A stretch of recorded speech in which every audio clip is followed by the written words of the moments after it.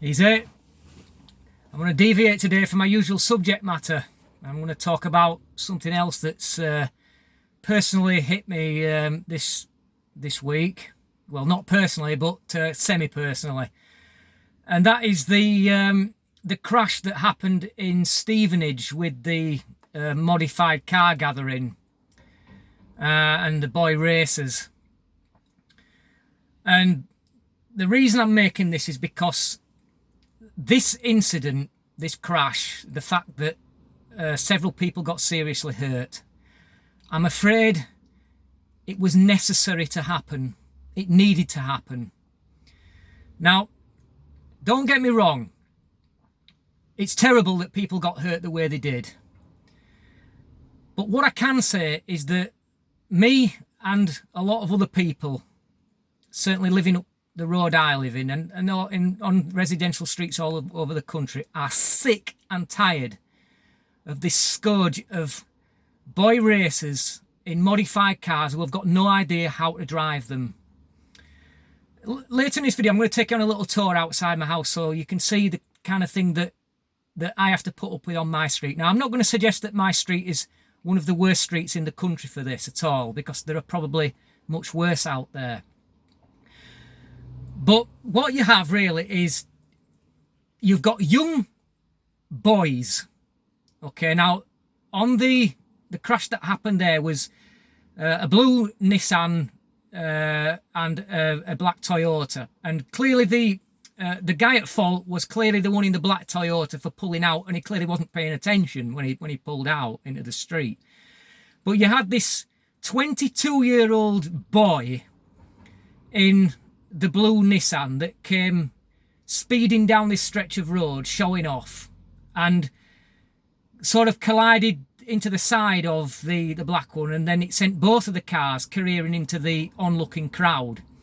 Now, this gathering was done with all good intentions. It was a charity event, and it was being held in a retail car park, and it was supposed to be a static event, and nobody was supposed to be driving about, where people go and look at modified cars. Now, I'm a car enthusiast. I drive a modified BMW. But the difference between me is that I am a 45-year-old man. I've got driving experience since I was 17. I know how to handle more powerful cars because I have advanced driver training. And I simply have the experience on the road. And I now have, because of my age, a better financial ability to afford the cars and the insurance. Now, when I was 22 years old, which will be in 1996, shows you what a old bastard I am now, that, doesn't it? It was almost impossible for young men to get affordable car insurance, and I'm talking for bog standard cars. My first car was a 1.1 Fiesta from the early 80s, and it was hard enough for me to insure that vehicle when I was 17. And I want to know is that in modern times, where it's even harder now for car insurance, is how are these inexperienced boys, because that's what they are, they're just boys, how are they being able to afford to insure these vehicles, let alone buy them? I mean, buying a car's one thing, but insuring it every year is something else. And the astronomical prices that the insurers charge these days, it just prices young people off the road.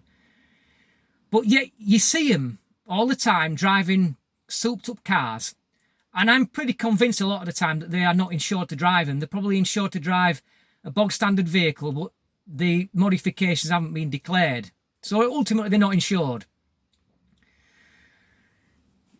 And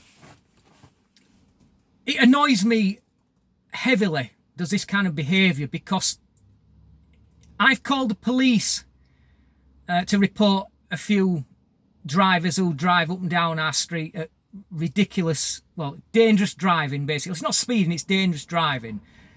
And as it's reported by the residents in Stevenage, the police just don't seem to be that bothered. It seems to be, well, unless somebody gets hurt, unless somebody gets run over, we're not bothered.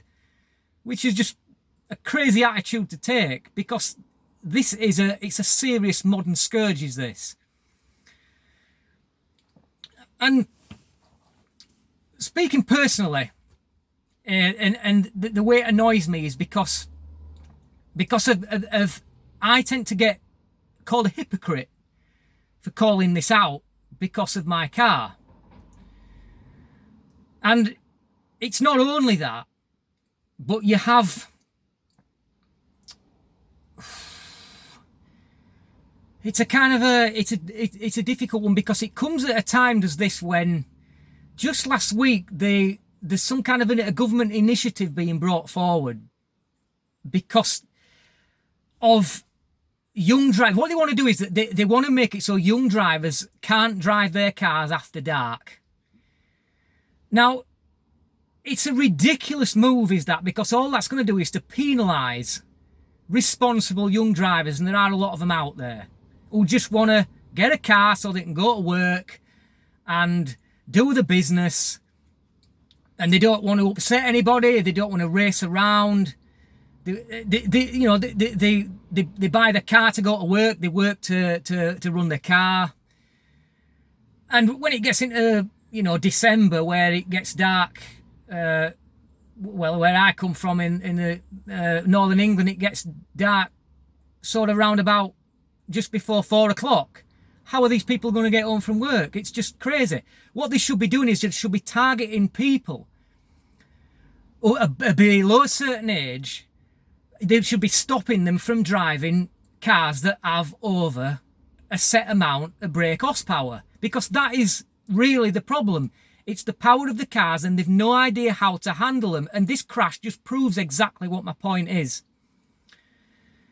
Now, I'm going to take on a little tour outside my house now, and I'm going to show you what I'm talking about, where I come from. Bear with me 1 second.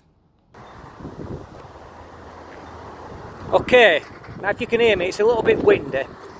But if you look down at this road down here, there, what you see with these cars passing back and forth there, and where that cyclist has stood there, that's a main road. That car there just turning into the street I live at there, yeah? And what he's going to do is, he's just going to drive normally, this guy. And if I turn the other way, as you can see, all the way up there is a long straight stretch of road, and this is an arterial street for a residential area, and there are various side streets going off at either side, but this road does carry a little bit of traffic, and because it's a long straight, you get them pulling in from down there, and they'll floor the accelerator as hard as they can, and they will go up there, which is a 30-mile-an-hour zone, and they'll probably be doing 30 mile an hour by the time that they change into second gear. And it's not uncommon up there to see children out there playing at the side of the road, and it's not uncommon to see cats crossing, and it's probably just by a miracle that nobody's been killed up this street. And just to show what a nasty hypocrite I am, this is my vehicle, the modified BMW. As you can see, it has in fact been modified. There is a lot of dead bodies at the front, thankfully not human bodies.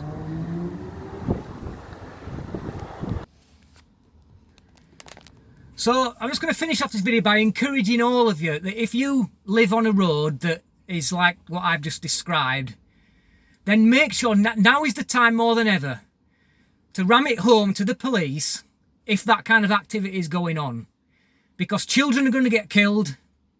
This is just the beginning. What you see here, it was a long time coming with this crash. It's a shame people got hurt, but the people who were there watching them were probably egging them on, and it's unfortunate that what was a legitimate, probably a responsible gathering has been sullied by pillocks.